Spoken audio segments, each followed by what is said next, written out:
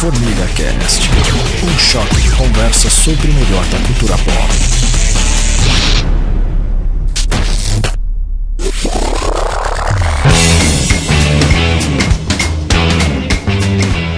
E aí, senhoras e senhores, meninos e meninas, mais um Formiga Cast na área, podcast do projeto Formiga Elétrica, que se você nunca tinha ouvido falar, nós comentamos sobre cinema, nós comentamos sobre quadrinhos, séries, literatura, tudo que orbita esse universo da cultura pop, mas de um jeito muito particular aqui nosso. A gente tem uma pegada que esperamos que você curta, se você está conhecendo agora, e se você curtir, chegando ao final, você dá um seguir aí no Spotify ou no seu agregador de podcasts preferido aí, o que você prefere usar. Se está vendo pelo YouTube também, se inscreve no canal, por favor, dá um like, faz tudo aquilo que todos os canais pedem, por gentileza.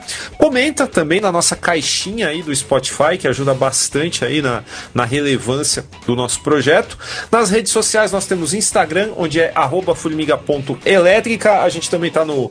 é meio parado, né? Facebook e X, né? Porque tá tudo meio caído por lá, mas se quiser seguir a gente, vira e mexe, a gente coloca alguma coisinha por lá também.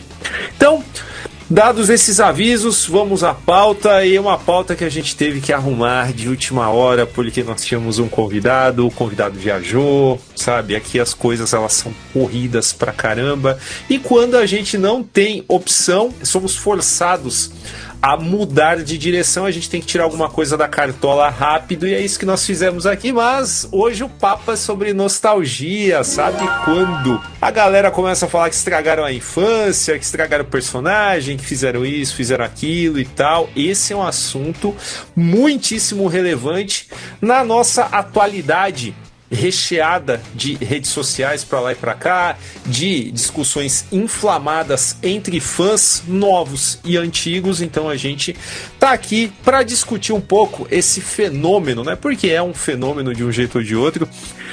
E o papo promete, né? Mesmo que nós estejamos aqui somente em dupla. Eu me apresento aqui, Daniel Fontana, juntamente com o cara que deu a ideia, Rafael Ranieri. Ideia tirada de memórias distantes, assim como a nostalgia que motiva o programa. Então, vambora.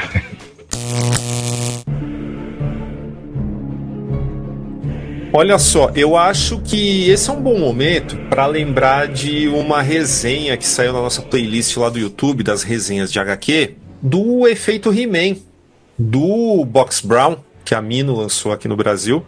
É um quadrinho que tem tudo, absolutamente tudo a ver com o que nós falaremos aqui, claro, e eu acho que ele é um excelente ponto de partida para a nossa discussão. Se você tem interesse nessas questões de fenômenos não tão recentes, mas essa questão construída a partir das memórias de infância aí, que também faz parte de cultura pop, aquelas animações famosas dos anos 80, né? Tudo isso está inserido dentro do nosso escopo aqui. E o Efeito He-Man, no Efeito He-Man, o Box Brown investiga justamente como a indústria ela construiu essa questão da nostalgia, ela meio que capturou o termo para si. Eu acho que não é exagero a gente falar que tornou-se um monopólio dessa indústria. E por quê, né? Caso você não tenha lido o quadrinho, caso não tenha visto a resenha, mas se puder dar uma olhada na resenha, é bacana também para complementar nosso papo aqui. E o que acontece é o seguinte: durante o final da década de 70, começo dos anos 80 nos Estados Unidos, existiam restrições fortíssimas à publicidade para crianças, né? Na verdade era proibido mesmo. E o que aconteceu? Todo mundo, obviamente, todo mundo que está ouvindo aqui lembra, né, ou sabe o que é, pelo menos, de He-Man, Transformers, G.I. Joe e... vamos pegar só esses exemplos aqui, né? G.I. Joe aqui, comandos em ação.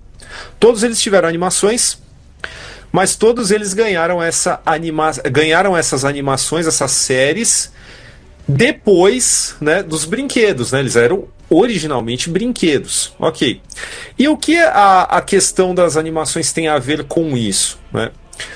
O fato é que com a proibição de propagandas ou as restrições fortes à publicidade voltada para crianças, fazer uma animação, fazer uma série desses personagens era um bom negócio, porque você tinha uma propaganda disfarçada. Uma vez que a criança ela não diferencia, né, o que é uma peça de marketing descarada do que é somente um storytelling com propósitos de entretenimento, os caras juntaram a fome com a vontade de comer e conquistaram aí gerações, né?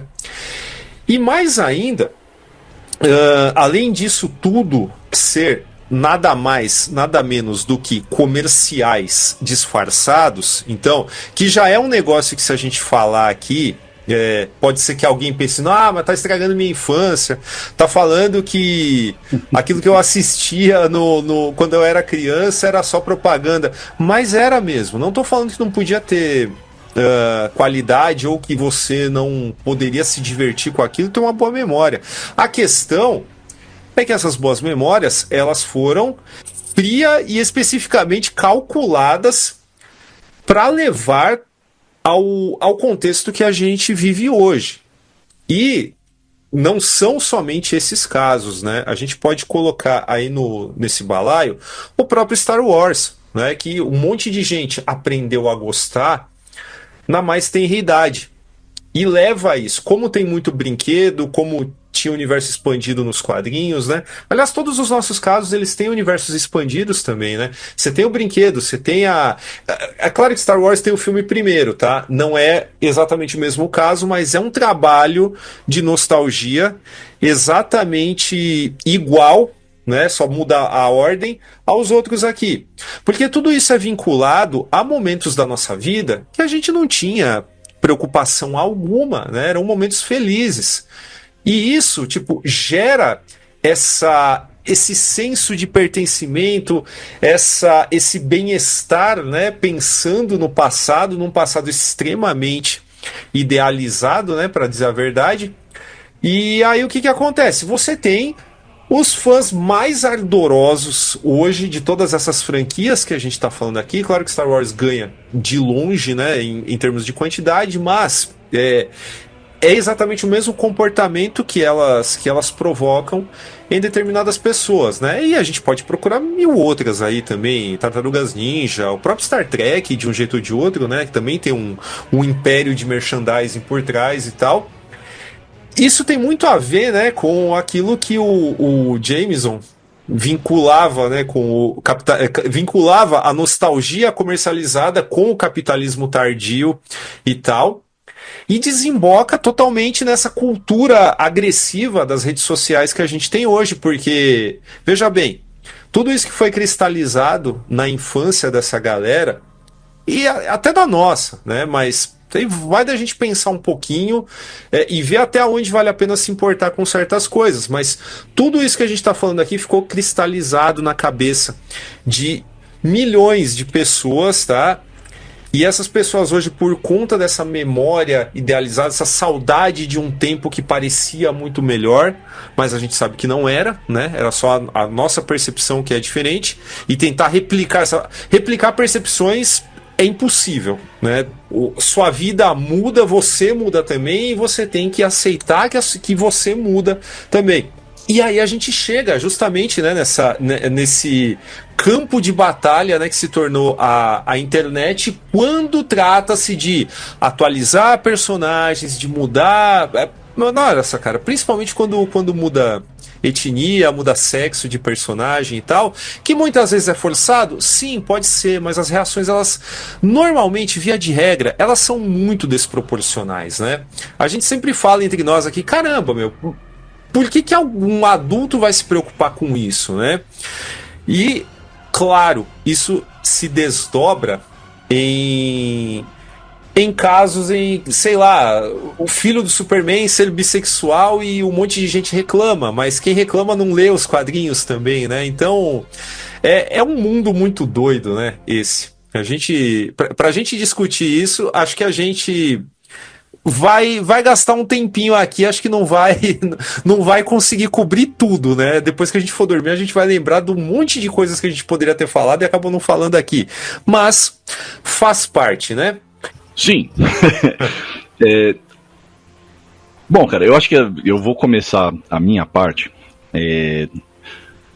pegando o gancho aí que você falou da questão de uma psicologia da nostalgia.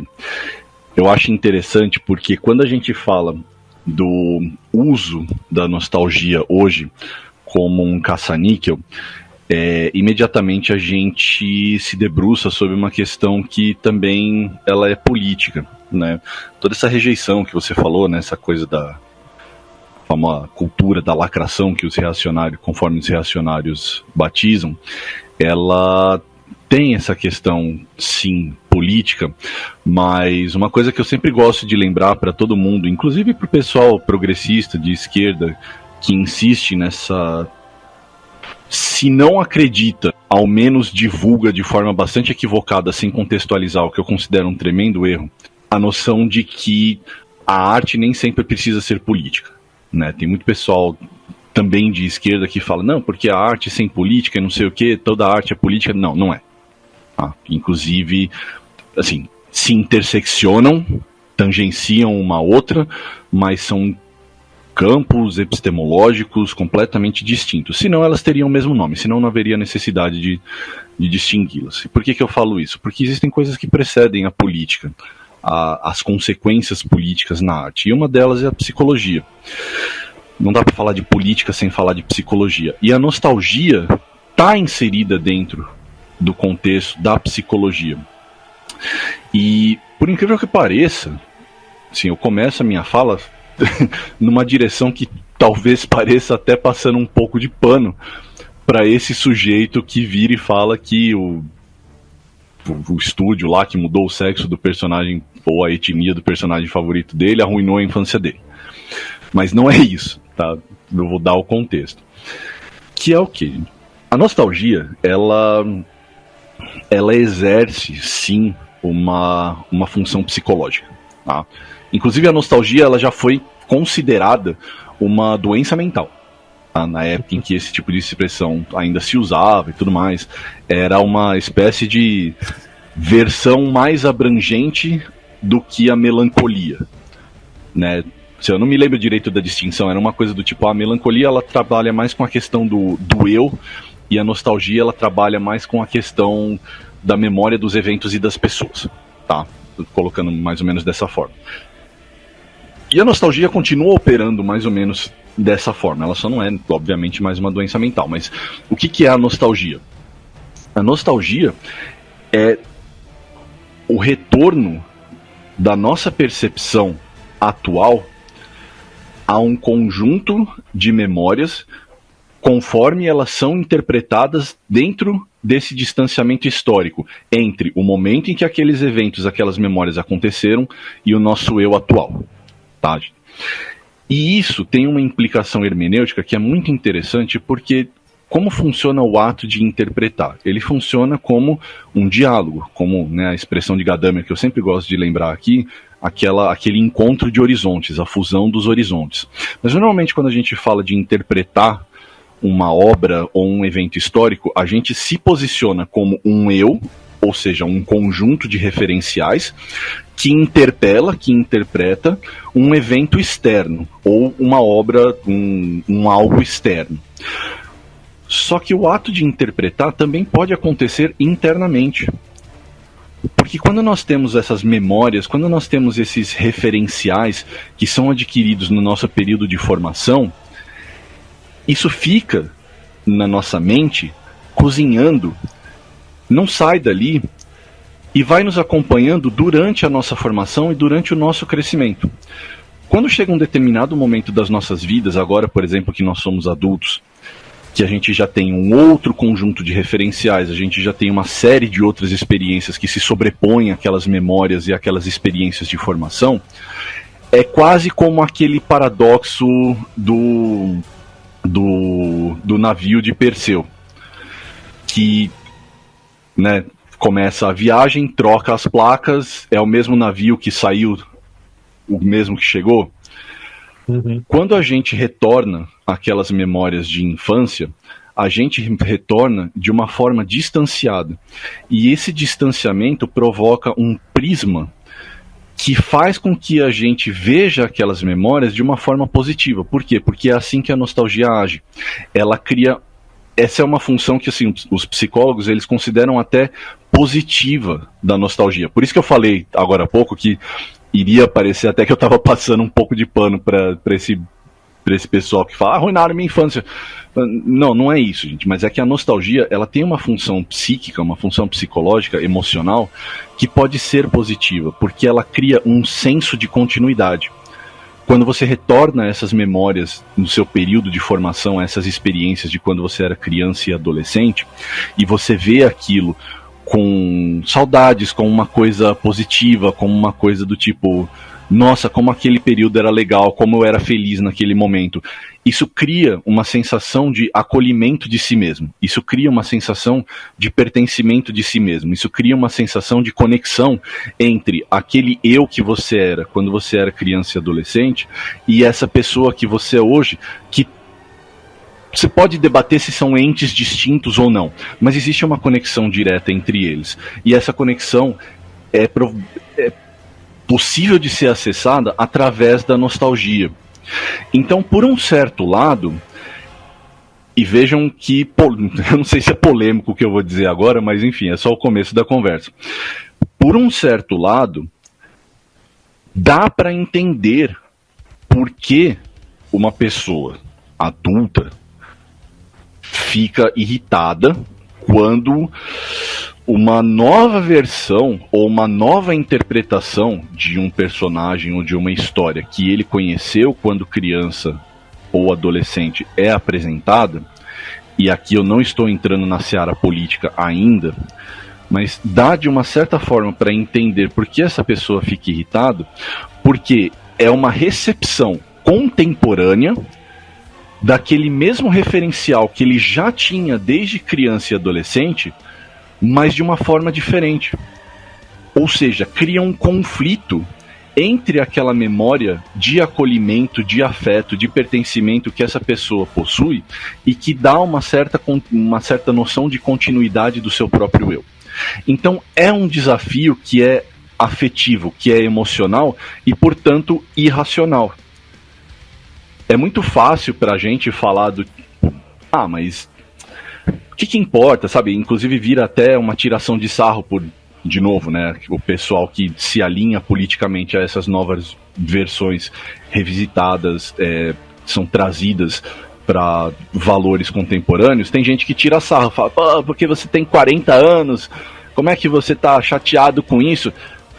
Desculpa, gente, mas essas pessoas que falam isso, você pode ter certeza que elas também têm os seus gatilhos emocionais que as fazem se sentir incomodadas em relação a narrativas, a personagens que eram importantes para a história e para a formação delas.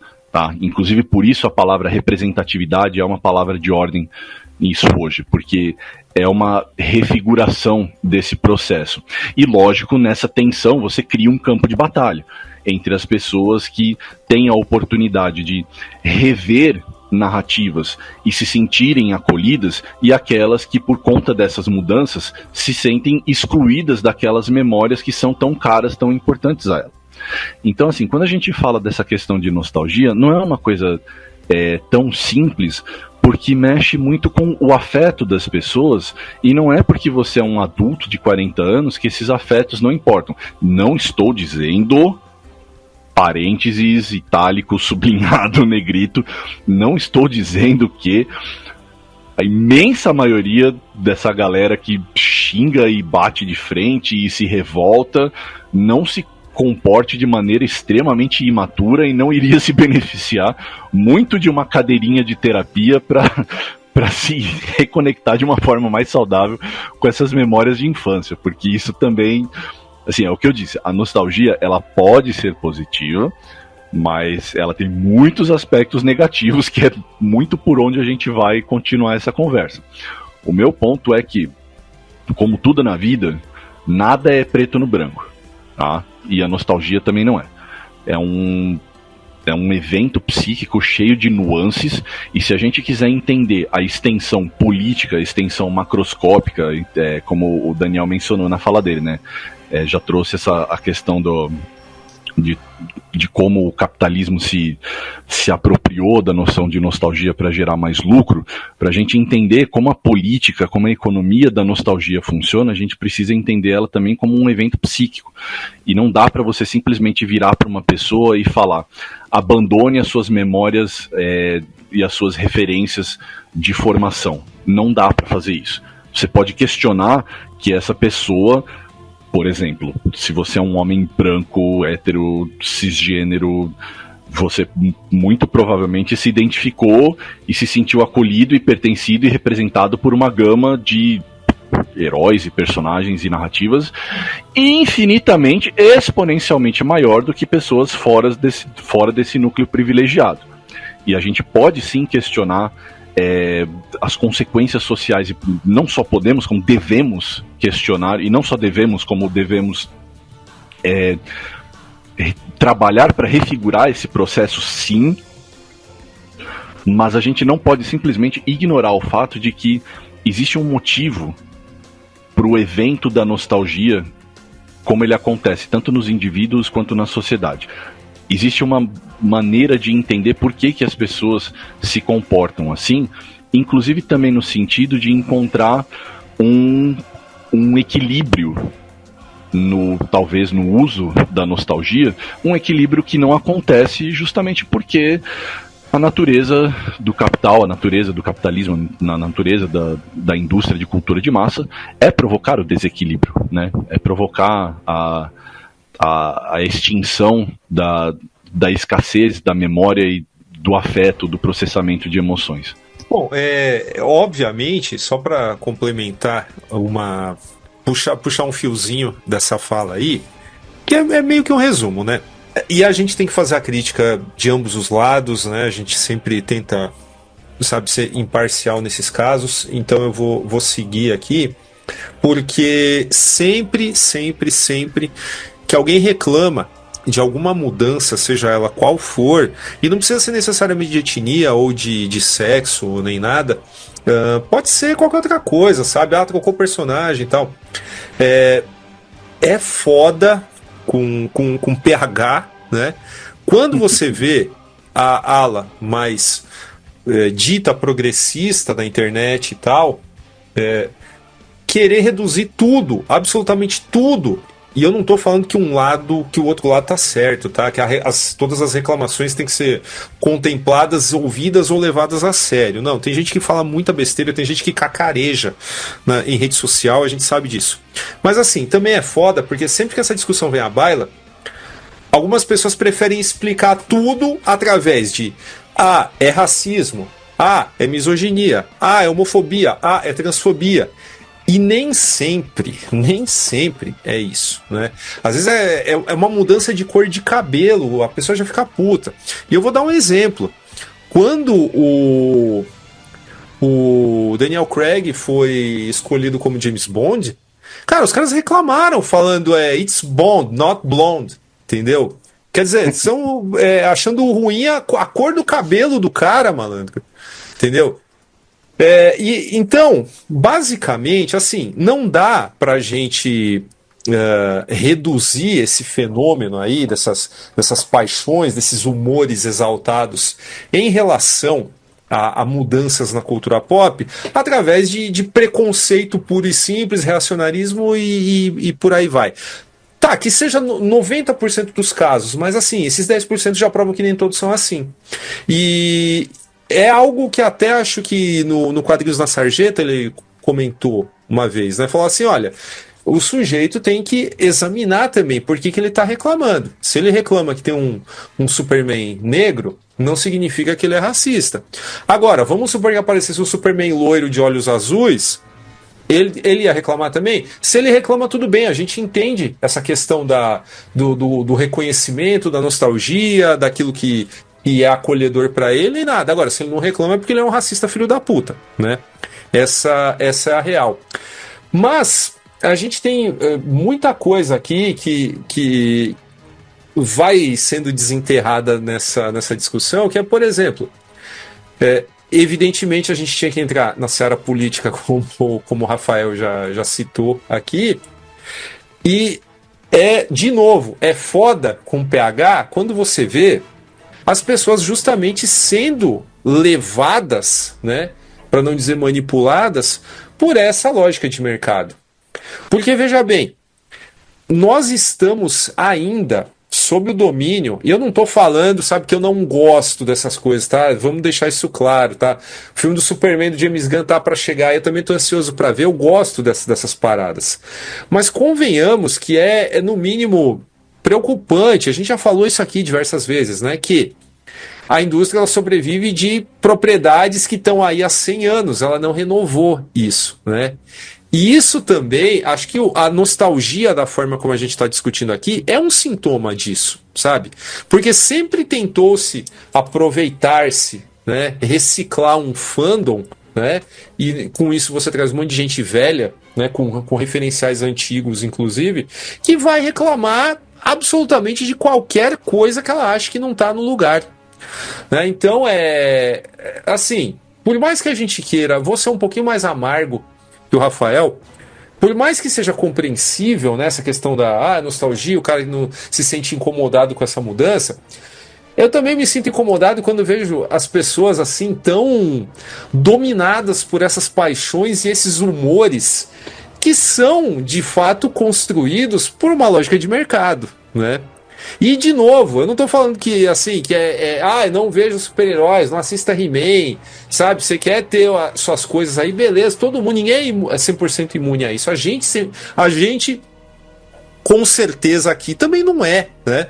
O Rafael tá cheio de bonequinho na casa dele também. Nesse exato instante guardados, porque dá um puta de um trampo limpar eles, né? Mas... Exatamente. Então, eu acho que é assim, cara. Até onde, sabe, 100% livre, nenhum cidadão é. Principalmente na época que a gente vive agora, né? Eu digo assim, em termos de ser o senhor dos seus pensamentos, um livre pensador completamente isento e parcial, observando as coisas com a maior isenção possível, né, para proferir seus julgamentos. Não, cara, todo mundo tem alguma paixão pelas quais sucumbe. Mas é que o caso em si é que as pessoas estão sucumbindo demais a isso, né? Então, cara, aí a gente entra, né, de fato, na seara político-social. Em que sentido?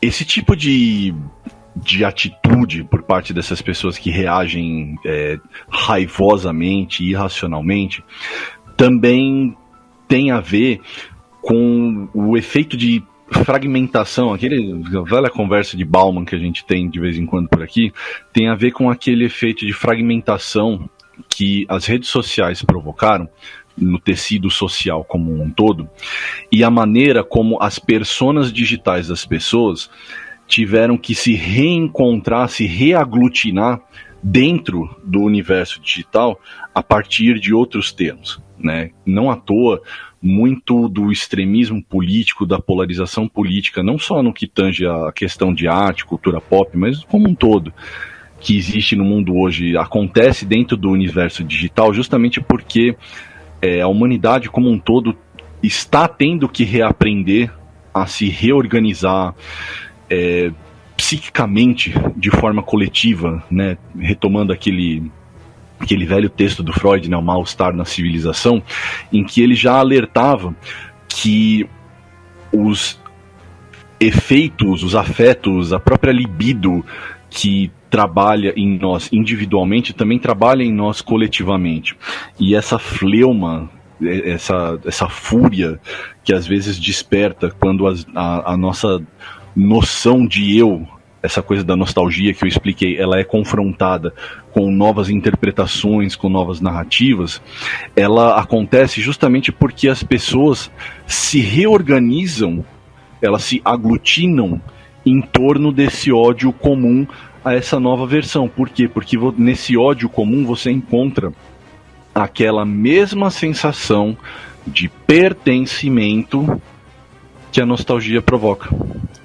Então não é uma coisa assim, se você parar para pensar dessa forma, não é uma coisa tão distante você imaginar que usar a nostalgia para esse fim é tão efetivo, é tão bem sucedido, seja para você ressignificar a narrativa, desafiar aqueles velhos termos e propor uma nova versão daquela velha história para incluir aquelas pessoas que anteriormente eram excluídas e reformular aquelas referências que elas tinham anteriormente, como também para aglutinar, para reunir as pessoas nessa sensação de pertencimento, também num sentido de rejeição. De onde eu tirei essa ideia da gente fazer esse programa hoje? A história toda da Branca de Neve. A história toda da Branca de Neve nova. Uhum. Tá? Que eu não vi, tá? Que, assim, não é que eu não vi porque eu não vi, acho que praticamente nenhuma dessas releituras que a Disney fez das suas fábulas. Não é do meu gosto, tenho muito pouco interesse, enfim, mesmo nas versões clássicas, assim, X coisas. Isso sou eu. Veja, isso são as minhas referências, é o meu referencial hermenêutico que não se conecta com isso. E veja, isso é possível, e tá tudo bem. A questão é que, assim, o que eu vi de rejeição, assim, verbalmente falando, tá? A gente pode questionar toda essa questão psicológica, política que eu falei, mas assim, qual que é o discurso de rejeição à Branca de Neve? É esse mesmo discurso que a gente vê normalmente atribuído a outras releituras. Ah, porque a etnia da menina, existe até, assim, sabe, uma coisa que é meio triste, meio patética, assim, especialmente da parte dos homens, de falar de toda a questão estética, porque a Rainha Má é a Gal Gadot e a Branca de Neve é essa, etc, etc. Mas existem também algumas decisões técnicas que, cara, não tinha como dar certo, como, por exemplo, digitalizar os anões. E eu tenho um argumento para isso, que daqui a pouco eu chego nisso, mas o meu ponto é que, quando você pega, por exemplo, as entrevistas, eu vi uns trechos no Instagram de entrevistas da menina, da protagonista, que as pessoas que estão raivosamente criticando o filme usam como motivação para dizer que o filme é cheio de lacração, retomar aquela expressão. E aí a menina fala, porque a história original tem 84 anos, tem muita coisa nela que está datada, então a gente quis apresentar uma outra visão da coisa toda, etc, etc. E até aí é que tá, a pessoa pega esse tipo de coisa e ela diz, olha, esse é o motivo pelo qual a coisa não deu certo. E, obviamente, isso não é um bom argumento, porque você tem inúmeros outros exemplos de coisas que já foram feitas recentemente, de novas abordagens, novas visões, muitas vezes críticas a esse tipo de postura clássica, que deram certo. A primeira coisa, quando você me fala assim, de fábulas de princesas que foram relidas, ressignificadas, que eu consigo pensar, é o exemplo do Frozen. Sim, Malévola também, né? Malévola também, veja por quê. Mas veja você, por que Frozen funcionou tão bem, se Frozen trabalha exatamente com o mesmo tipo de ressignificação de uma forma crítica, aquelas velhas narrativas de príncipes e princesas e reinos encantados, etc. Por que isso deu certo e Branca de Neve não deu certo? Se elas trabalham nos mesmos termos, vamos colocar assim, políticos, sociais, de ressignificação e de crítica daquela visão. Então significa que tem mais coisa aí. Uhum. A questão é que quando você tem algo que se dirige diretamente ao seu afeto, você não responde de forma racional como a gente está argumentando aqui. Você responde através do afeto. E como as redes sociais potencializam, acima de tudo, o afeto no lugar da irracionalidade, no lugar da racionalidade, porque redes sociais são o pior lugar, a pior plataforma, o pior formato, a pior maneira de você debater qualquer coisa de maneira mais aprofundada, de maneira a contemplar as nuances que esses temas oferecem. obviamente essas reações vão ser sempre irritadas. É aquela história, cara, assim, e você conhece esse fenômeno, eu sei que você conhece esse fenômeno. A voz da histeria sempre se sobrepõe à voz da ponderação, mesmo que a voz da histeria seja em muito menor número e grau do que a voz da ponderação. Um pequeno grupo de pessoas histéricas e revoltosas sempre vai fazer mais barulho do que uma imensa massa de pessoas que são mais ponderadas. E às vezes você tem obras como, por exemplo, Frozen, que, e eu não fui atrás disso, mas eu tenho certeza no meu coração que se eu tirar agora 30 segundos para jogar no Google críticas aleatórias de pessoas da internet ao Frozen, você pode ter certeza que você vai encontrar todo tipo de maluquice antifeminista, misógina e coisas desse tipo.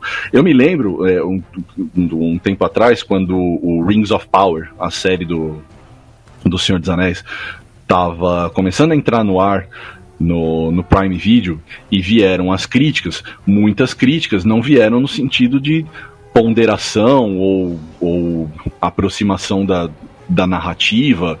Eu mesmo, por exemplo, não gosto de Rings of Power, mas eu não gosto de Rings of Power por causa da maneira como a Galadriel é apresentada na série. Eu tenho inúmeras outras críticas, mas elas são relacionadas a um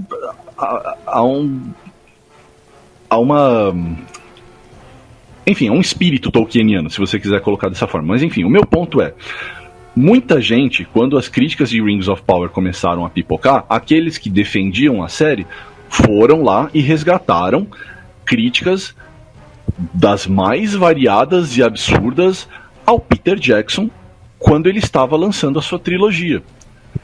Hoje, 2025, a gente sabe que aquela trilogia original do Senhor dos Anéis, ela não só é uma obra que, assim, resistiu ao tempo, como ela permanece instigando novas gerações de espectadores.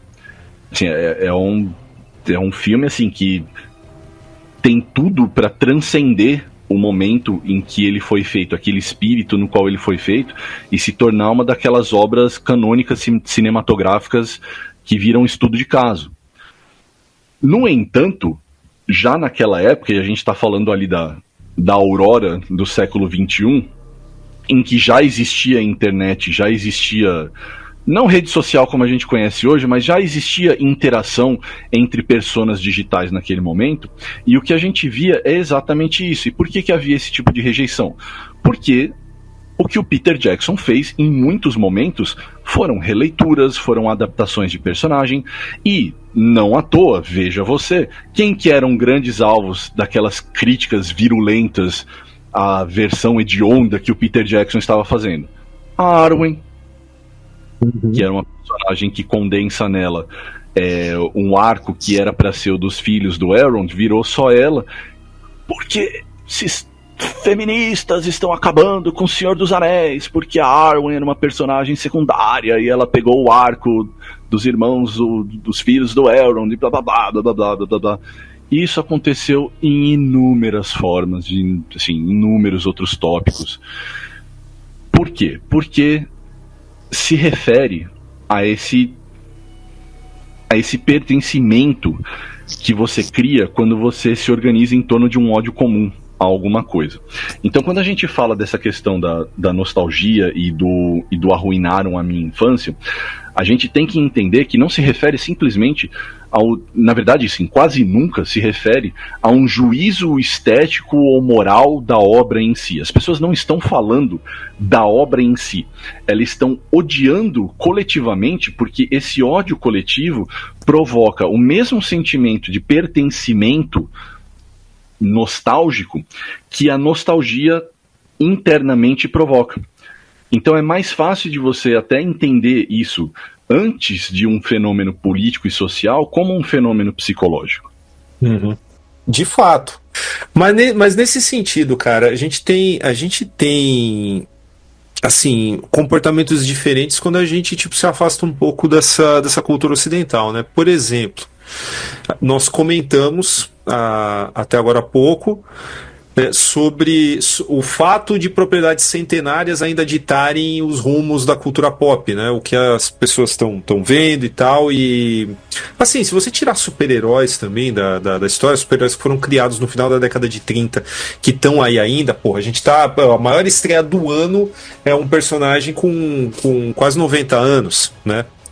Mas o próprio Star Wars, cara, que apareceu em 77, né, ainda continua aí movimentando tudo isso e tal. Existe um pouco como é que se diz, essa falta de confiança em novas propriedades, né? Essa falta de confiança na criatividade das pessoas que trabalham nessa indústria, então a reciclagem é infinita. Mas vamos lá. Isso também não explica tanto os fenômenos que a gente está investigando aqui. Por quê? Vou dar um exemplo. Nós sempre tivemos o fenômeno de tokusatsu aqui no Brasil, né? Isso é um negócio que sempre foi querido pelas pessoas e tal. E aí tinha, sei lá, Ultraman, Ultra Seven, Ultraman Jack, que passaram entre as décadas de 70 e 80 aqui. Ok, todo mundo amava. Só que essa galera ficou 20 anos sem ouvir falar assim, sem reprise e sem ouvir falar de coisas novas, né? Quantas pessoas aqui que tiveram sua infância recheada com esse tipo de produto tinham ideia que no Japão tinha uma família inteira de Ultras, cada um com a sua série e tal. Ultraman, que teve o Ultraman original mais o regresso de Ultraman, mas ele foi ganhando novas versões e tudo mais.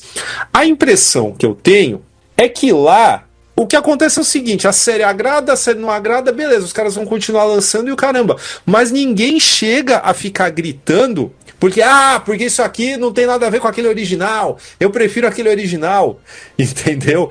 É uma forma de recepcionar esse tipo de conteúdo muito diferente da nossa aqui. E quando eu falo a nossa, eu tô falando das Américas, né? Porque a gente tem um comportamento de consumo de cultura que é muito parecido com o dos Estados Unidos, né? Então é algo a se pensar também, né? Por que lá que os caras também estão reciclando um negócio desde sempre, né? Sim, há mais de 50 anos reciclando essa franquia. E as pessoas aceitam numa boa, né, cara? Isso é surreal pra nós aqui, pensando num tempo de rede social. Aí, vamos lá. Supondo que as pessoas não aceitem novas propriedades e por isso a indústria cultural ela continua insistindo, sabe, nos super-heróis de Marvel e DC, Star Wars, o próprio Star Trek também, né, cara? O Star Trek que tinha tudo para seguir um caminho, tipo esse dos Ultra no Japão, né? Porque é um universo que dá para você trabalhar personagens muito diferentes, sabe? Séries muito diferentes entre si, como a gente viu da série clássica até Voyager. A gente tinha coisas diferentes. Mais ou menos, né? Voyager não é tão diferente, né? Mas. Mas você até. Sabe a opinião sobre Voyager, né? Não, claro, mas até Deep Space Nine era diferente. Era um negócio, sim, assim que podia contemplar um outro público que talvez não gostasse tanto da série clássica ou da nova geração. Isso é um fato, né? E provava a riqueza daquele universo. Agora, vamos lá. Se é realmente o público, mas eu sei que a gente já concorda que o público não sabe o que quer. Esse é um fato. Mas vamos supor que o caso novas propriedades não serão aceitas, então vamos atochar essas no rabo de todo mundo até o mundo acabar. Existe, de fato, algum limite para essas propriedades não serem descaracterizadas?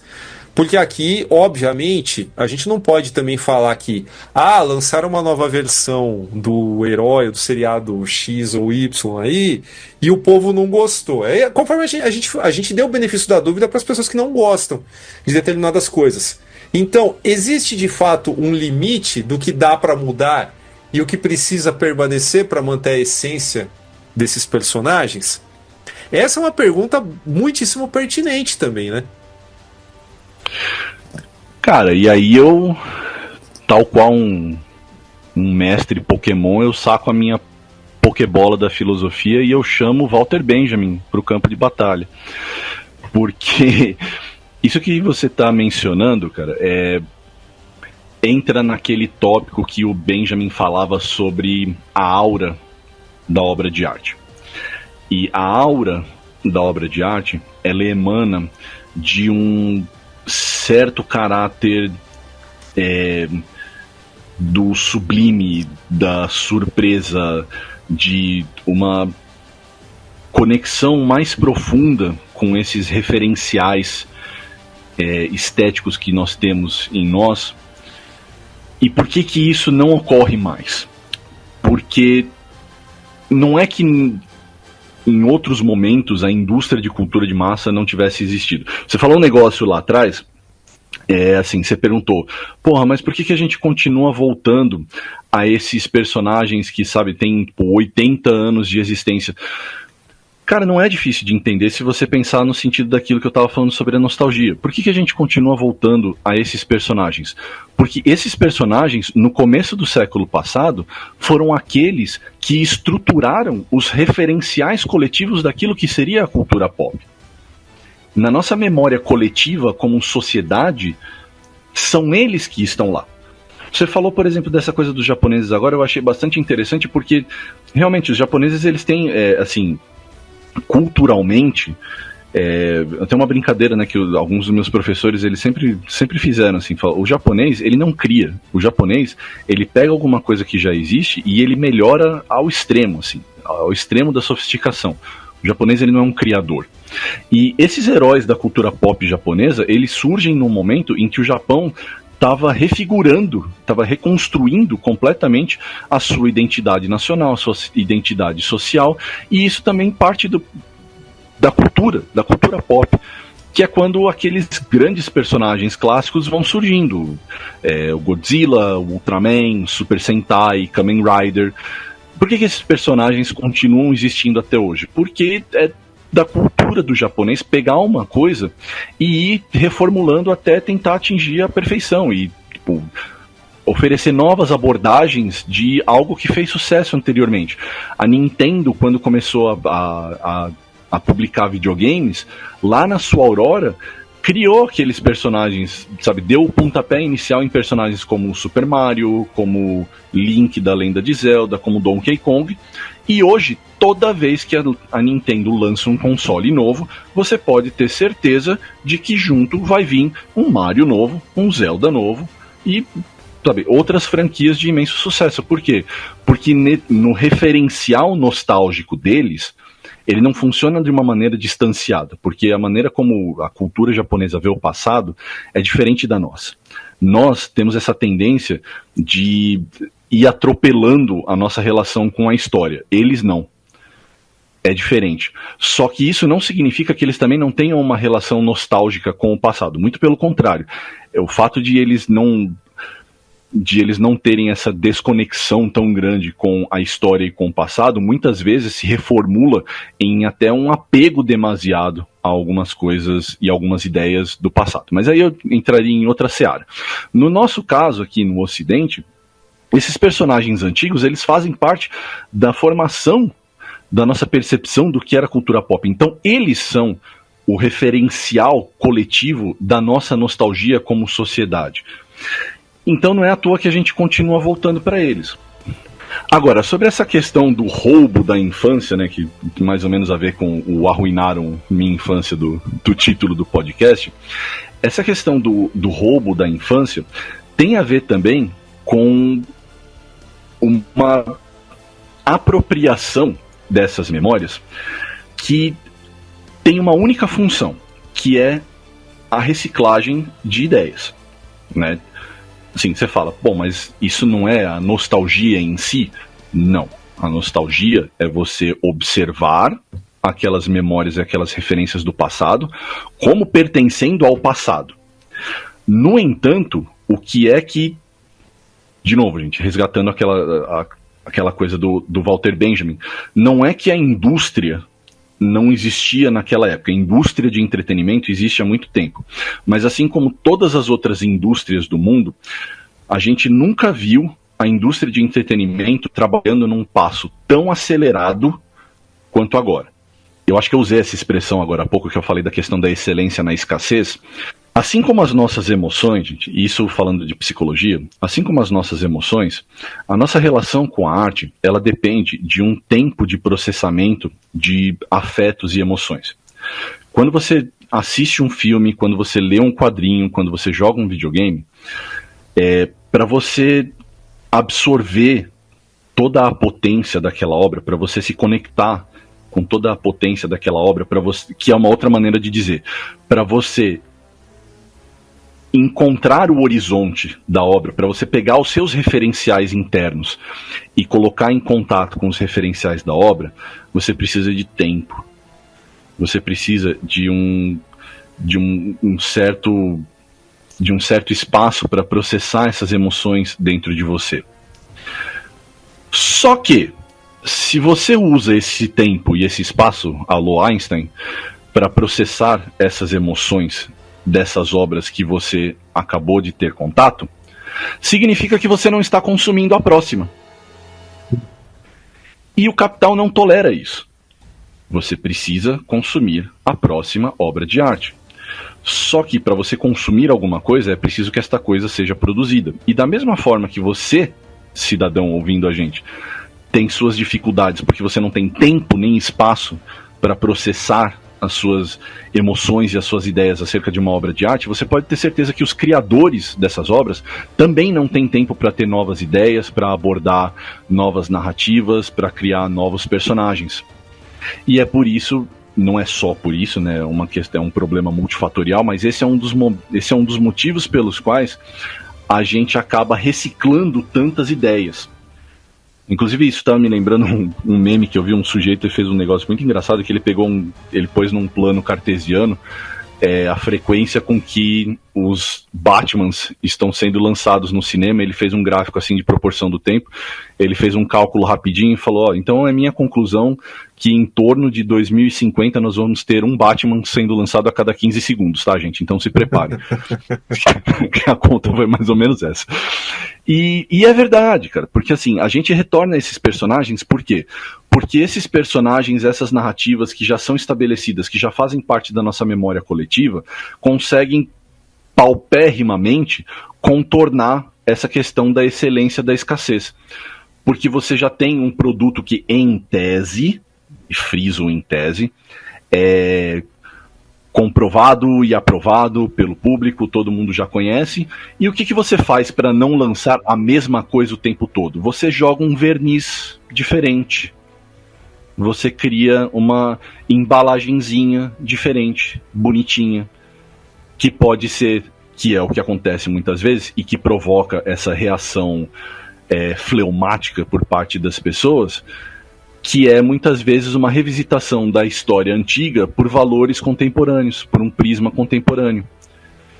E é muito importante frisar, gente, inclusive se você é parte das pessoas que reagem fleumaticamente e está nos ouvindo agora, saiba você que a sua reação raivosa e irracional é tão lucrativa para essa empresa, para essa indústria, quanto a pessoa que aprova essa imagem, essa nova revisitação. Porque movimentação de rede social também gera lucro para essas empresas. Lembre-se disso.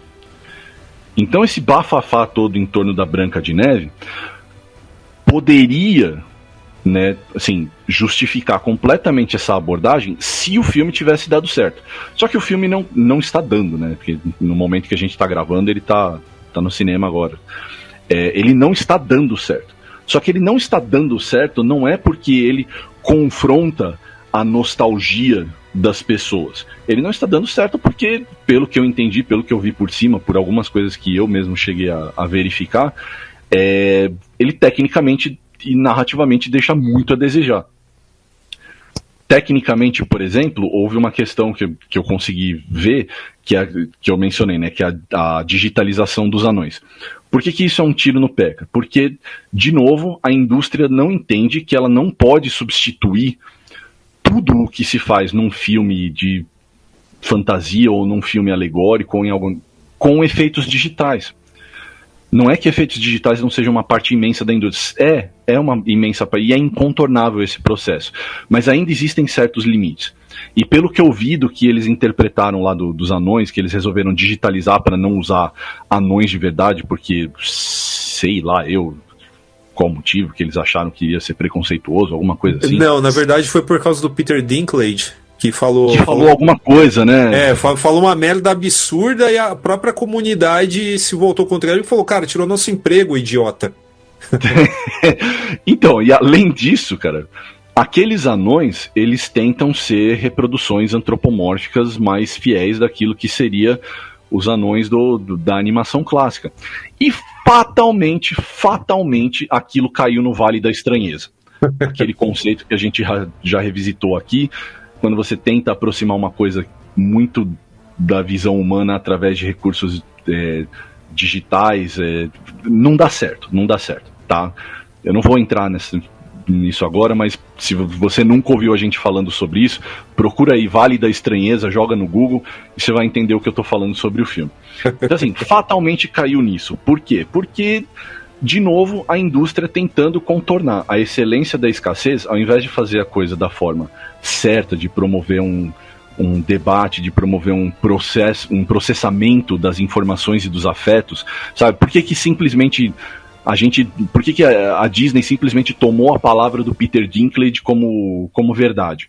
Porque existe todo um trabalho, toda uma estrutura de pink money em cima dessas produções contemporâneas, que não visa você realmente promover debates sociais e políticos, mas simplesmente lucrar em cima dessa sensação de pertencimento em torno da representatividade, e assim como também a sua contraparte, a rejeição a essa representatividade, no sentido de manter a nostalgia da obra como ela era funcionando dentro de você.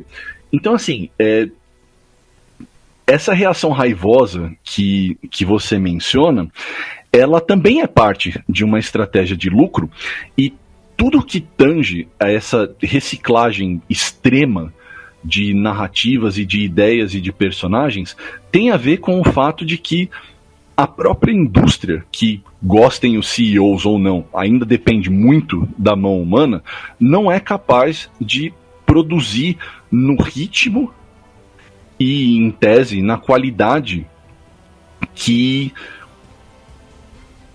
os espectadores com um pouco mais de senso gostariam que fosse feito. Eu tenho visto um trend assim no Instagram, assim, em rede social, pessoal reclamando muito, eu falei dos efeitos digitais agora, né, eu me lembrei disso. O pessoal reclamando muito, mas muito, dos efeitos digitais recentes em filmes de Hollywood.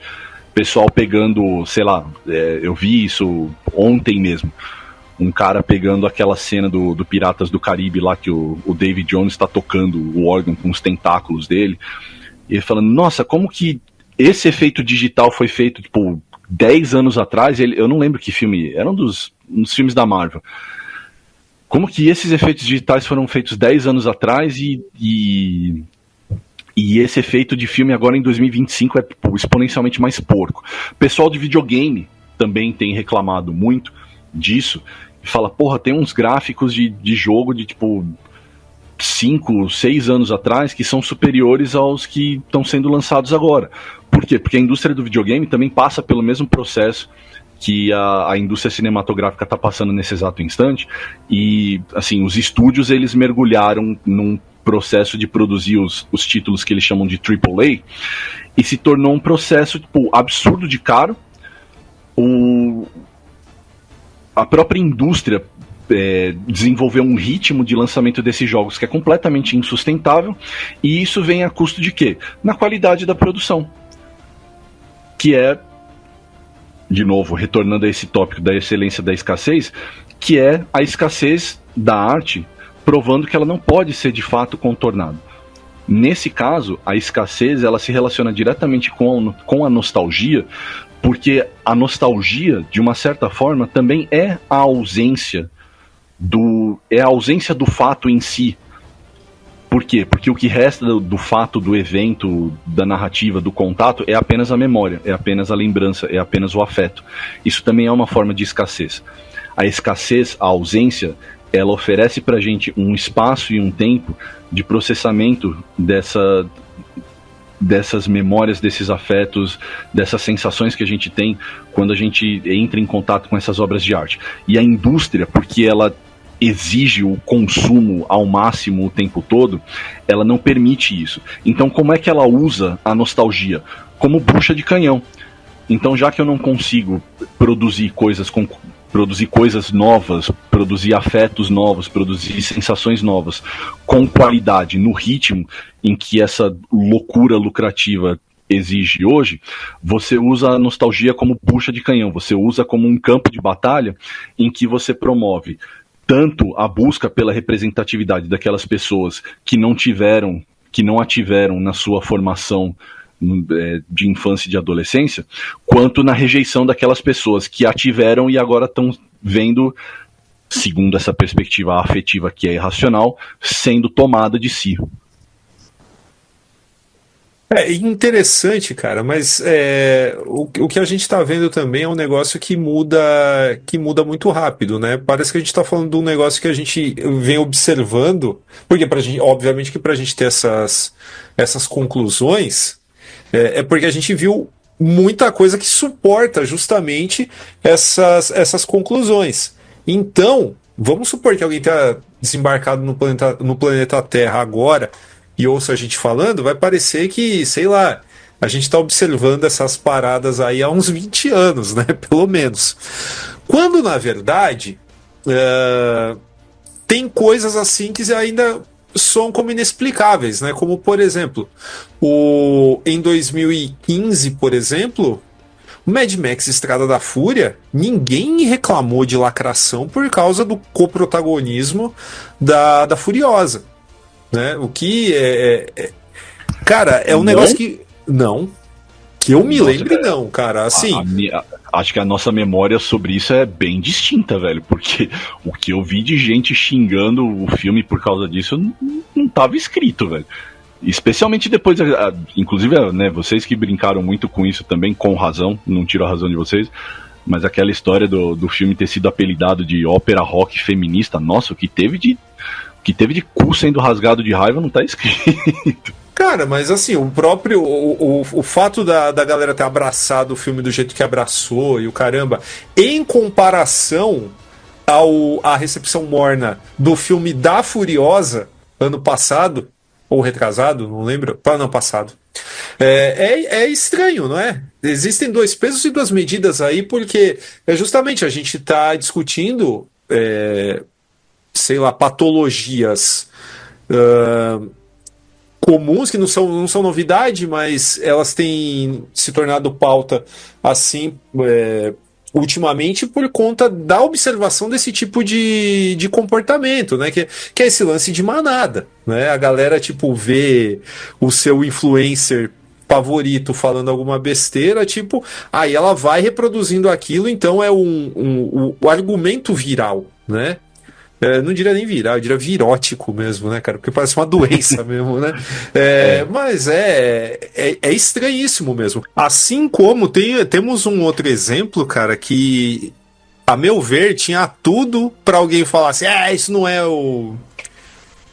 é o meu Karate Kid, né? Claro que eu tô falando de Cobra Kai, obviamente, né?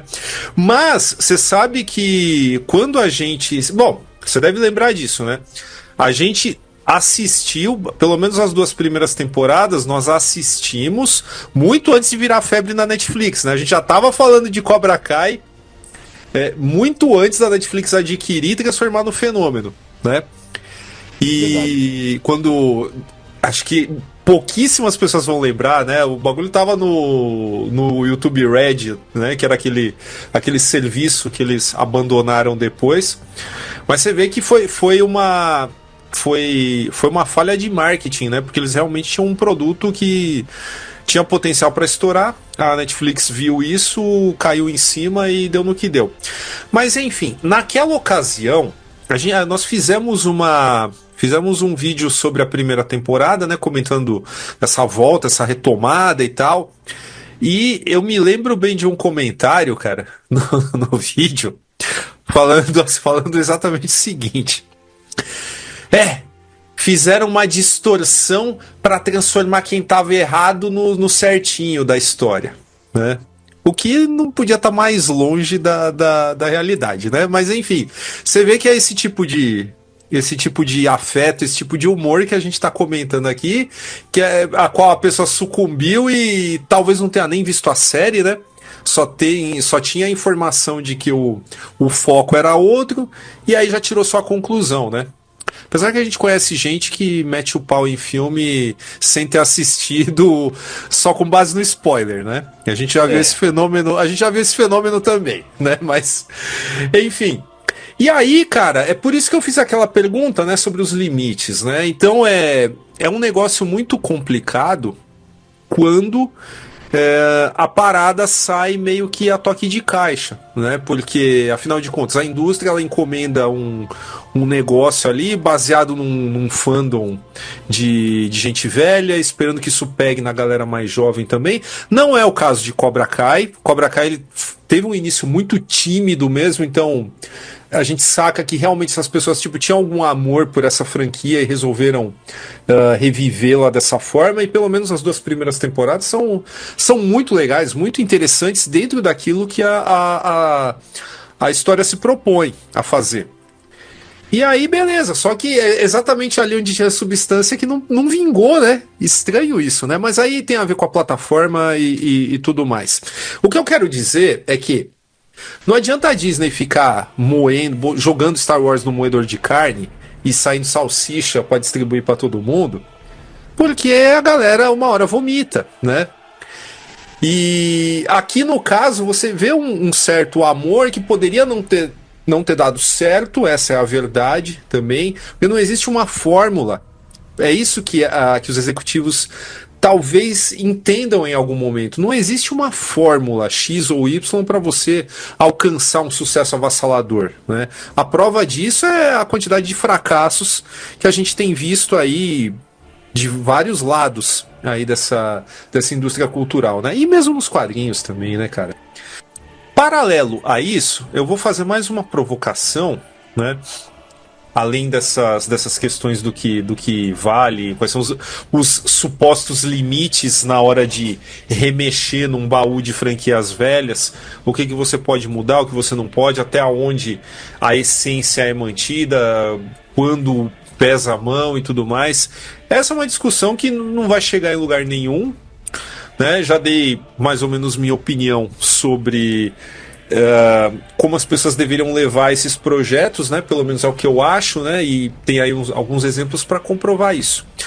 Mas eu quero falar também ou melhor, eu quero ler aquilo que o Alan Moore, lá na década de 80, falava, ou melhor, escreveu na introdução para o encadernado do Cavaleiro das Trevas, do Frank Miller. Tá? E aí você me fala se isso não está mais atual do que nunca, Xará. E aí você pode elucubrar em cima. Vamos lá. Tá vendo? Você não dá tempo para os nossos fãs sentirem saudades do Alan Moore. Eu vou fazer o quê?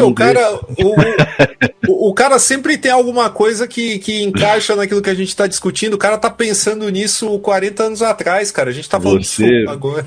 Você não permite a excelência da escassez do Alan Moore no Formiga. Mas vamos lá. Nós esperamos novos heróis. Os heróis ficcionais do passado, ainda que mantendo todo o charme e poder e magia, foram despidos da sua credibilidade como resultado de uma nova sofisticação de seu público. Com o benefício da retrospectiva e de uma melhor compreensão do comportamento de primatas, o autor de ficção científica Philip Joseph Farmer foi capaz de demonstrar de maneira bem convincente que o jovem Tarzan provavelmente teria explorado sua sexualidade com jovens chimpanzés e não teria nenhuma aversão a comer carne humana, como Edgar Rice Burroughs o retratou.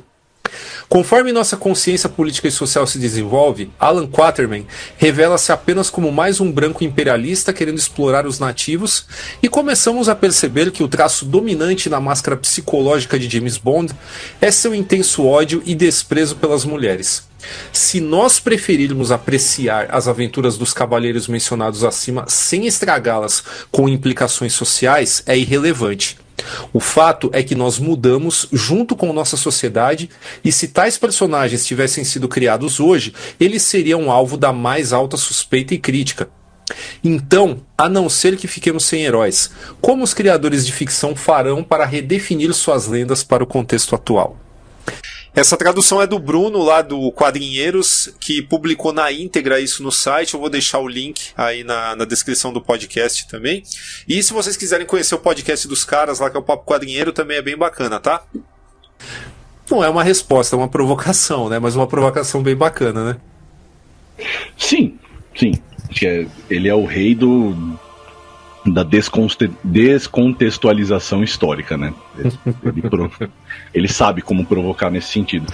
Mas, de fato, ele não está errado, né, cara? Assim, é claro que esses heróis tivessem sido criados... Esse é sempre um sofisma, né? Mas é óbvio que a gente ia ter um outro conflito, todo um outro debate, todo um outro processamento em cima dos valores e dos afetos que esses heróis iriam provocar em nós. É que eu acho a provocação até mais interessante se a gente manter em pauta o fato de que muito pouco é de fato criado hoje em dia. E eu acho muito sintomático que a gente tenha tão pouca criação para poder debater algo como essa provocação que ele faz para nós agora, né? Porque, é claro, é o que eu acabei de falar, o Alan Moore ele é o rei da descontextualização histórica, né? De resgatar coisas e ressignificá-las. O cara fez toda a fama dele em cima de... É aquela história, né? Os personagens que ele pegou eram personagens que, no fundo, ninguém se importava muito. Mas se você parar pra pensar, o que ele fez com os heróis da Charlton, com o Watchmen, o que ele fez com o próprio Monstro do Pântano quando deram um personagem na mão dele, não é diferente dessa completa releitura, ressignificação, assim, até de muitas formas uma provocação àquilo que os leitores estavam acostumados. É que os personagens que ele pegou não faziam parte de um imaginário coletivo, né? Assim, você imagina se ele tivesse feito com o Superman, quando ele estava com o Superman na mão dele, o que ele fez com o Monstro do Pântano? É que a questão, cara, mas aí a gente pode argumentar também que os personagens da Era de Ouro, eles têm um salto enorme. Eu tô falando de salto, não tô falando especificamente em termos de qualidade, tá? Tô falando em distância, assim, entre uma versão e outra. Na Era de Prata eles já são outra coisa, né, cara? Então, e certos cânones, eles não eram vistos como defeitos per se. No caso do Monstro do Pântano, o que você tinha era um personagem que era só um monstrengo do bem batendo em monstrengos do mal. É só isso. Então era um personagem que realmente precisava de uma reformulação, né? O Superman, ele ia falar o quê? Ele nasceu na Terra? Era Brinks que ele nasceu em Krypton? Não teria por que fazer isso. É aí que eu quero dizer. Sendo que esses personagens mesmo, eles já eram conhecidos por se modificar ao longo das o que não estava estabelecido na época, né? Mas ao longo das eras, né? Que a gente usa para separar os quadrinhos de super-heróis hoje. Então eu não sei, eu não vejo, por exemplo, o pessoal reclamar que por exemplo, do Batman do Grant Morrison, por exemplo, né? Que é um Batman diferente daquele do Tom King, por exemplo, né? Sim. É que eu acho que tem uma medida, cara, assim, quando a gente fala de nostalgia, tem muito de uma coisa geracional, de você conseguir fazer com que essas narrativas, elas se perpetuem através da história, né? Você, por exemplo, pegar um personagem como o Superman, como Batman, ou como a Branca de Neve, né, voltando à seara lá das fábulas, a gente está falando de histórias que, assim, nem sempre tiveram a sua... No caso dos heróis no gibi, até sim, né, mas assim, no caso da Branca de Neve, por exemplo, não é que elas tiveram a sua história constantemente revisitada através dos tempos, mas é porque é um sucesso marcante e que foi reexibido e permaneceu no imaginário popular. E quando esses personagens eles permanecem nesse imaginário popular, eles fazem parte de todo aquele processo de formação que eu venho mencionando desde o início. Quando você pega personagens, por exemplo, como esses que eu mencionei da Era de Ouro, eles não provocam esse efeito nostálgico justamente porque eles não fazem parte da formação de muita gente. E mesmo personagens que um dia tenham feito parte da formação de algumas gerações, hoje, sei lá, você imagina que, tirando do topo da cabeça, amanhã a Warner decide que ela vai lançar para o cinema uma nova versão do Fantasma. Mas ela vai ser interpretada, vai ser ela, e o Fantasma vai ser interpretado pela Lupita Nyong'o. O Fantasma agora vai ser uma mulher preta. Já tem um Fantasma mulher, hein? Nos quadrinhos. Verdade. Mas assim, tirando um punhado de pessoas que ideologicamente ia se apropriar dessa mudança para reafirmar os seus pontos de vista reacionários, quantos fãs do Fantasma existem aí fora a ponto de você criar uma rejeição popular, coletiva, a uma reformulação como essa? Sim, é o tipo de coisa que, se o filme fosse realmente muito bem feito, não ia importar pra ninguém. Pra ninguém, a não ser uma meia dúzia de velho mofado, encostado em algum canto que ainda lembra dos gibis do Fantasma. Porque eu tenho certeza que até o público que está nos ouvindo nesse exato instante, o último personagem que eles imaginavam eu mencionar numa situação como essa era o Fantasma agora. Porque nem eu, cara, faz sei lá quanto tempo que eu nem pensava no Fantasma, me veio na cabeça agora. Mas é isso, cara, assim, depende muito de esses personagens participarem dessa formação coletiva, do imaginário coletivo, e esse é o tipo de coisa que aí sim você é capaz de distinguir o que é uma rejeição, uma ojeriza reacionária, estritamente político-ideológica, e aquilo que tange a uma nostalgia a elementos de formação da infância e de adolescência de um determinado grupo de pessoas. Porque isso também a gente pode muito bem distinguir. É um fato que existe, e eu mencionei isso agora há pouco, existe uma indústria em torno dessa agenda política de rejeição também. Isso traz lucro. Existe, assim, por que é tão difícil de combater esse tipo de reacionarismo nessas obras? Porque isso também gera lucro. Assim, existe um motivo pelo qual esses energúmenos que conduzem as redes sociais, em especial o Zuquinho, terem liberado o discurso de ódio, terem liberado todo tipo de absurdo que uma pessoa agora pode falar. Antes existia uma moderação, mas uma moderação por um certo consenso ético de que talvez as pessoas não devessem poder falar tudo o que elas pensam, porque, né, quando elas têm a possibilidade de falar absurdos, muitas vezes esses absurdos, voltando inclusive ao fato de que um pequeno núcleo histérico às vezes faz muito mais barulho do que um grande número de pessoas ponderadas, existia um certo consenso ético de que era melhor não fazer isso. Com a atual situação lá do Império, nesse exato instante, isso foi pro caralho. E eles não vão pensar duas vezes antes de liberar essa zona. Por quê? Porque essa zona é lucrativa. Engajamento é lucrativo. Para bem ou para mal, lembra aquela historinha que eu sei que todos vocês já ouviram em algum ponto da vida de vocês, aqueles marqueteiros de esquina, em algum momento já falaram para vocês que não existe publicidade ruim, falem bem, falem mal, mas falem de mim? Então, cara, por que pareça, isso funciona.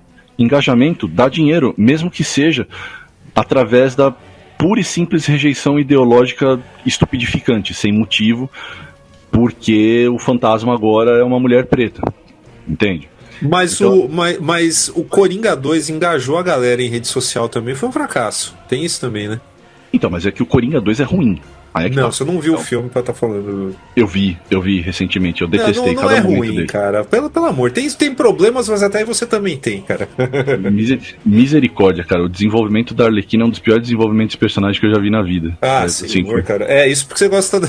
Deixa pra lá, né? Mas ruim, beleza. ruim com força.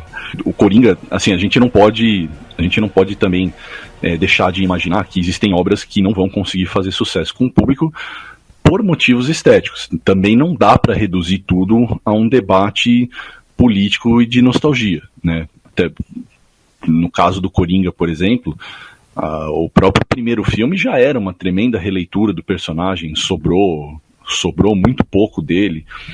Você está falando de releitura de personagem, a gente estava falando de Japão agora há pouco, me bateu isso agora também. Por exemplo, quando o Homem-Aranha chega no Japão, naquele acordo entre a Toei e a Marvel, cara, o entendimento dos executivos japoneses é que o público japonês não ia absorver aquela história do Homem-Aranha, porque a história do Peter Parker não tem porra nenhuma a ver com a história do público-alvo, de quem eles imaginavam que podia assistir a série naquele momento. Então o que eles fizeram? Eles fizeram um revamp total, eles mantiveram só o nome do personagem, o uniforme, e virou uma outra coisa completamente outra. Aí você fala, isso é uma ressignificação, uma releitura que importa para alguém? Fala, não, porque aquelas pessoas não tinham o menor referencial coletivo do que era o Homem-Aranha para se importar. No caso do Coringa, por exemplo, a gente tem um referencial coletivo do que é o personagem do Coringa, mas se você assim, parar para pensar, ele é um coadjuvante da história do personagem com o qual nós realmente nos importamos, que é o Batman. Ele é um grande vilão do Batman, todo mundo conhece o Coringa, todo mundo tem um monte de gente que adora o vilão Coringa, etc, etc. Mas Coringa não é um protagonista, ele é um antagonista. Então quando você tem uma releitura dele como protagonista, isso por si só já é uma mudança de paradigma que não tange a como o personagem participa da formação das pessoas. Então você já tem uma outra abordagem dele. E você tem um senso estético que é do primeiro filme, que fez com que as pessoas adorassem muito, e você tem uma coisa do segundo filme, que tem um senso estético que as pessoas não engajaram, não gostaram, e o filme não foi um sucesso. Só que, de novo, no caso do Coringa, assim como eu lembrei desse exemplo besta do Homem-Aranha, mas que eu acho que cabe aqui, no caso deles, eu acho que são interpretações que não têm a ver nem com a nostalgia, nem com a rejeição a essa nostalgia. Acho que tem a ver com um juízo estético, um juízo de valor que as obras ainda se permitem ter, né? É que eu acho que é até estranho pra gente falar sobre isso agora, porque a gente está tão afogado, a gente está tão soterrado em releituras, remakes, reboots, que a gente até esquece como é a sensação de você ter uma obra nova, uma abordagem nova sobre um personagem novo, entendeu? E acho, de novo, eu vou usar essa palavra, eu acho isso muito sintomático. Assim, essas releituras aí, cara, elas mereciam. Ou melhor, esse movimento, né, de remake, reboot, continuação tardia e tudo mais, merecia uma pauta à parte, né, cara? Porque eu sempre achei melhor, cara, errar tentando fazer um negócio novo do que insistir naquilo que já tá aí há 200 anos, entendeu? Porque acho que nunca, né, a gente teve tão poucas novidades para consumir. E, sabe, até mesmo nessa questão de diversidade, existem argumentos que a gente pode encontrar nos próprios quadrinhos para mostrar que dá para se investir em coisas que contemplem essa diversidade, que visem outros públicos aí, sem precisar ficar reciclando, sempre ficar enchendo o saco com, sei lá, ou melhor, provocando as pessoas a encher o saco, porque essa questão do filho bissexual do Superman também, ainda que não incomode a gente, tá na cara que de novo, aquele movimento calculado de falar mal em rede social, porque as pessoas sabem que vai ter uma choradeira, vai ter uma gritaria e tudo mais. Agora, ninguém lembra, né, que a DC teve a Milestone, né, a linha com super-heróis negros, que era o momento de investir nisso, cara. O próprio Super Choque veio de lá e fez sucesso, cara. Chegou a ser incorporado lá no universo do Batman, tal, no Teamverse e tal. Essa é a prova que dá, sim, para criar novas propriedades dentro desses medalhões da DC. E da Marvel ainda, acho que é mais fácil ainda, né, cara? Você tem Kamala Khan e tudo mais. São personagens que pegaram de um jeito ou de outro e criados aí há menos de 30 anos. Agora, tem também um negócio que a gente não comentou, cara, que aí foge da questão da nostalgia também.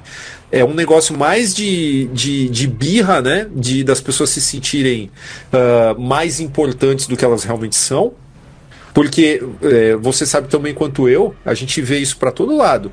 As pessoas tipo, postando qualquer besteira no Instagram, no Facebook, no Twitter, e elas achando que o post delas vai ter algum peso pro mundo. Gente, não tem peso de porra nenhuma, cara, sabe? A questão é que, sei lá, o cara não tinha a mãe dele, a avó dele pra ele falar naquela hora, ele ficou com vontade de jogar lá na rede social, cara, mas o efeito é o mesmo, cara. Tudo tá restrito a uma bolha. E aí, essas pessoas, elas se acham donas dos personagens, né? A gente falou vários programas atrás, não, já faz bastante tempo, né? Do cara que escreveu na rede social que ele deveria ter sua opinião levada em consideração, no caso do Sandman, né?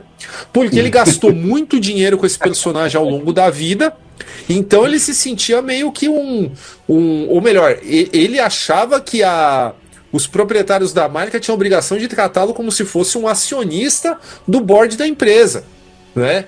Então, o que acontece? Ah, não, vocês têm que me ouvir porque, caramba, imagina se todo mundo que comprou a coleção completa do Sandman pensasse nisso, né, cara? Não ia ser tanta gente assim, mas ia ser uma galerinha considerável, né? E ainda mais, cara, eu acho incrível as pessoas acharem que, sei lá, aparece uma versão tipo. Esse é um outro negócio que não aconteceu. Não aconteceu tanto na época.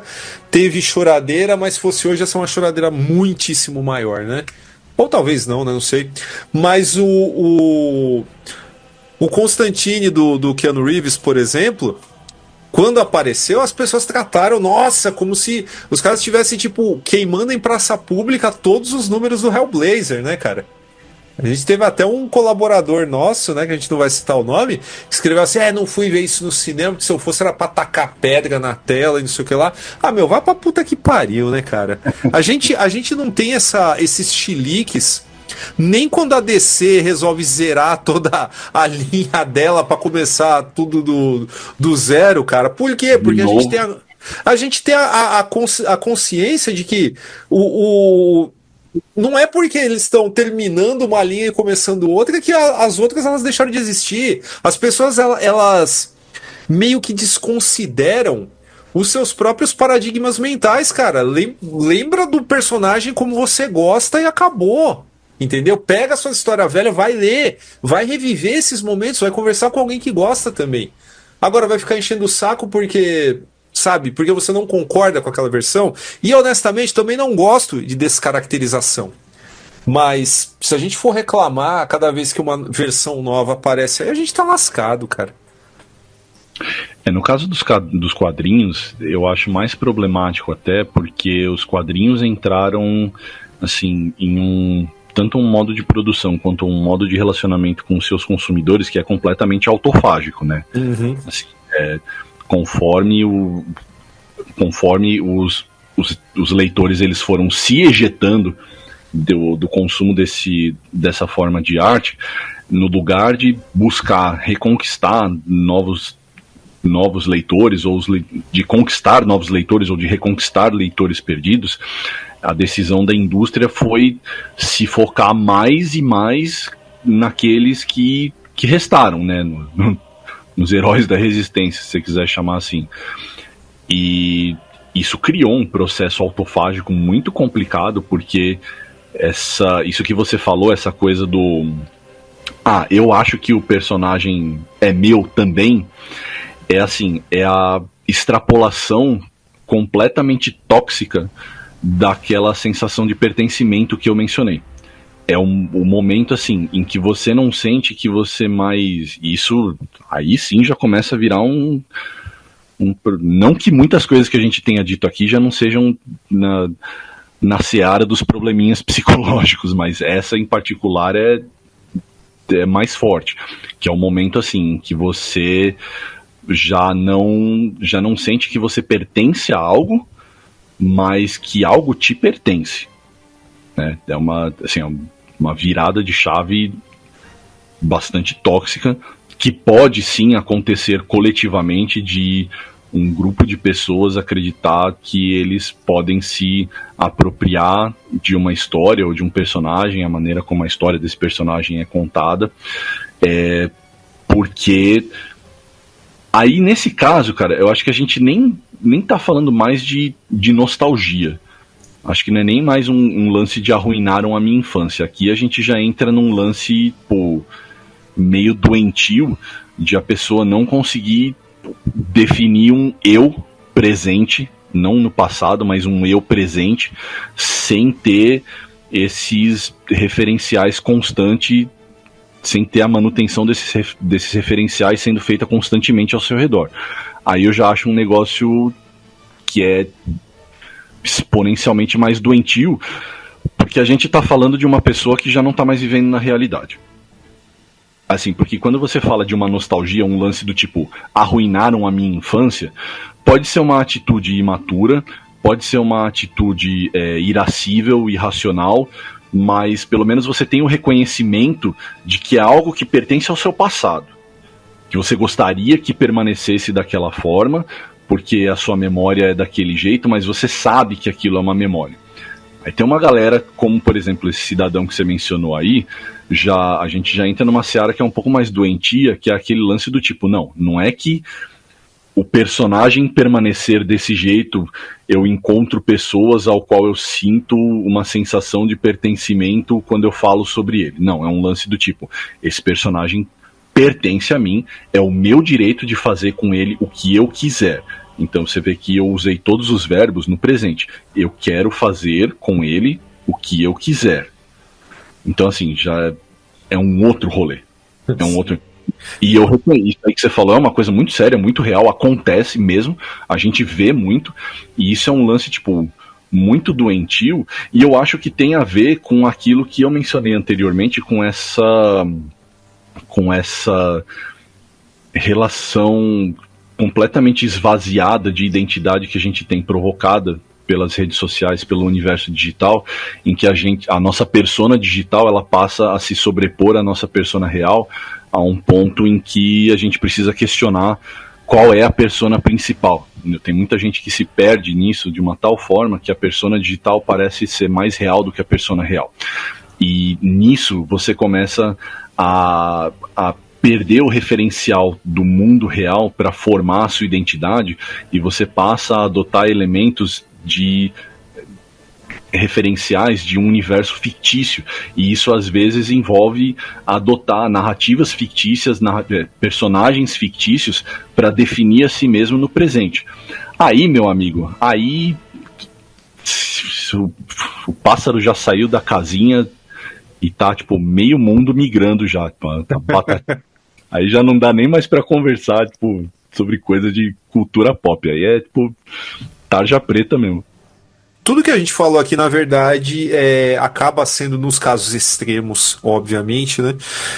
Eles acabam sendo, de alguma forma definidos por outro termo, que é a infantilização, né? E a gente já discutiu os efeitos disso no mundo real, né? Para muito além da cultura pop e rede social, desse tipo de comportamento. O Alan Moore de novo? Não, a gente tem outros programas aí pra isso, então vou deixar a galera procurar aí, que é bacana. Mas enfim, acho que deu pra cobrir bastante coisa aqui, a gente falou, claro que a gente não tem soluções, né? Quer dizer, até tem, né? A indústria pode, sei lá, começar a criar algumas coisas novas, pode começar a dar dinheiro para uma galera nova criar novas propriedades, sei lá, arriscar mais. Acho que dinheiro tem, né? Basta não ter medo de perder um pouco dele, né?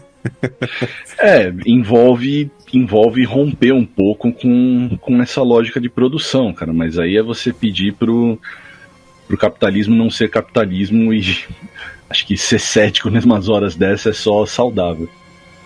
Pois é. Mas, enfim, a gente termina aqui e agradecemos vocês que nos ouviram.